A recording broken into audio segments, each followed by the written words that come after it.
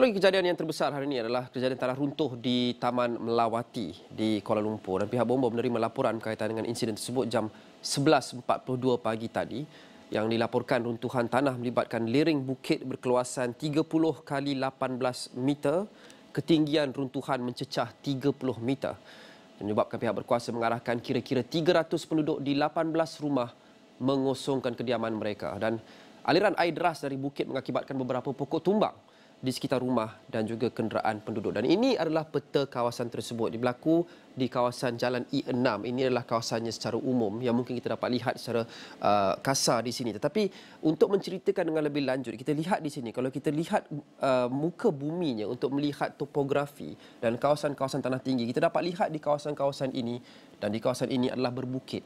Dan ia dikelilingi ataupun dihimpit oleh kawasan-kawasan di ketinggian yang lebih rendah, kawasan-kawasan perumahan, dan ada kedai-kedai dan sebagainya, sekaligus menggambarkan risiko yang besar sekiranya aliran air terus deras dan hujan terus lebat yang akan menyebabkan tanah-tanah ini lembap dan meningkatkan risiko tanah runtuh. Ini adalah kawasan di Taman Melawati, dan untuk itu kita mahu pergi ke Firdaus Azil yang kini berada di Taman Melawati. Firdaus, apa yang terkini?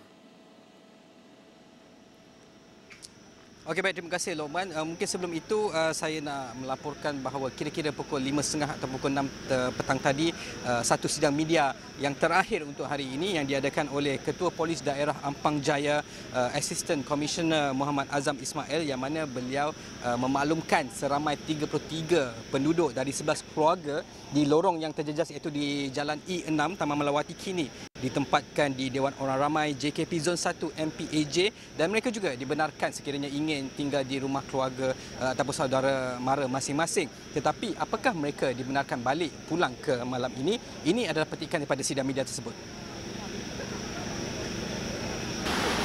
Pihak MPAJ akan meletakkan kanvas plastik di sepanjang lereng yang terlibat dengan tanah runtuh itu bagi mengelakkan hakisan dengan lebih teruklah, memandangkan buat masa ini masih lagi hujan agak lebat. Jadi dengan harapan bahawa dengan kita meletakkan kanvas plastik ini dapat mengurangkan pergerakan tanah lah.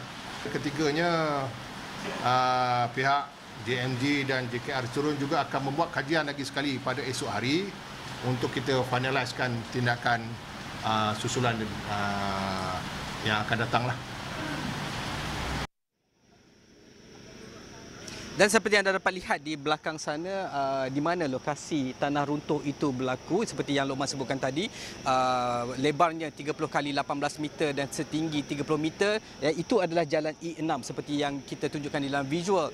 Dan ketika ini kerja-kerja pembersihan dihentikan seketika, dan sama ada penduduk dibenarkan untuk pergi ke kediaman masing-masing untuk mungkin untuk mengalihkan kenderaan sekiranya mereka risau risiko berlaku, kerana seperti yang Ketua Polis Daerah sebutkan tadi bahawa pergerakan tanah masih berlaku, kawasan ini masih dikira berisiko, tetapi laporan akhir hanya akan diperoleh selepas selesai penilaian oleh Jabatan Mineral dan Geologi Selangor serta pihak Pejabat Tanah dan Galian Gombak, dan juga ada kenyataan susulan dari kenyataan media susulan dari pihak Majlis Pembandaran Ampang Jaya yang mengatakan bahawa kejadian yang melibatkan Cerun dengan anggaran tersebut semakan mendapati tanah yang terjejas, tanah runtuh itu adalah milik pemaju, dan punca gelinciran akan dikenapasi oleh pihak Jabatan Mineral dan Geosains JMG.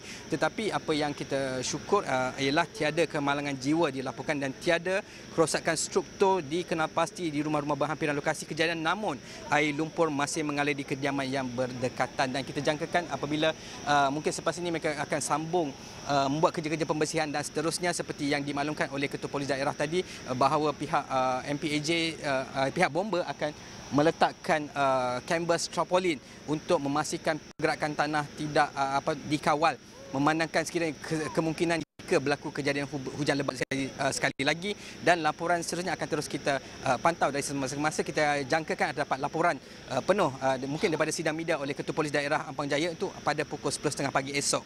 Jadi saya kembalikan kepada Lokman, silakan.